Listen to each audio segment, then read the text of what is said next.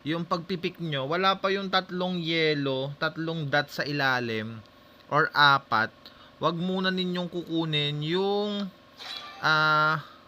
tawag nito, ayan o, ito dalawa pa lang kasi to eh. Okay, pag dalawa pa lang, as long as kaya nyo pa, wag nyo munang kukunin yung mahuhulog galing sa mga elite.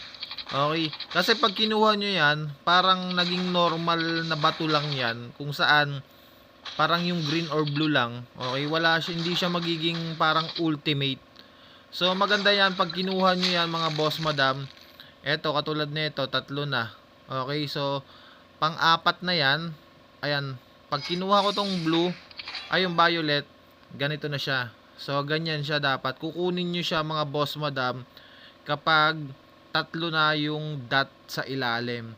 And then sa yung technique naman dito sa stage na to mga boss madam, okay, it's either dito ka sa pinakakanto, kasi ayan o, sa way na to, ito yung sa may school bus, dyan yung iba ano dyan, may i-stack dyan, hindi sila agad-agad na makakapasok sa'yo. Okay, so meron din ibang pwesto rito which is dito. Ayan. So dito, lahat ng mga mobs, iisa lang ang dadaanan nila. Okay, pero kapag sa unang elite, ang mangyayari dyan, yung lumilipad, kailangan nyo talagang gumalaw. And then dito sa quarterback, etong mutated na to, kailangan nyo talagang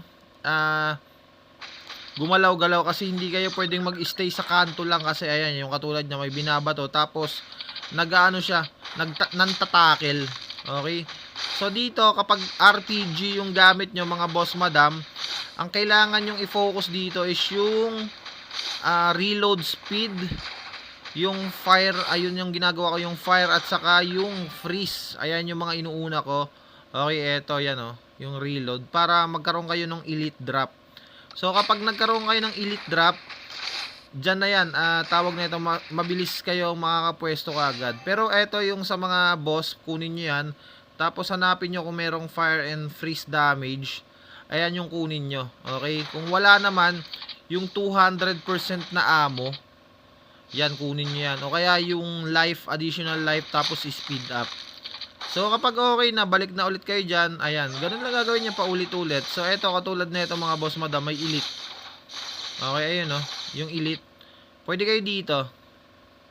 Okay, pwede kayo dyan, or pwede kayo rito sa pinakakanto. Ganyan lang yung pwestuhan dyan. Ayan o. So kahit dumikit siya sa inyo, hindi kayo mababawasan ng life dyan.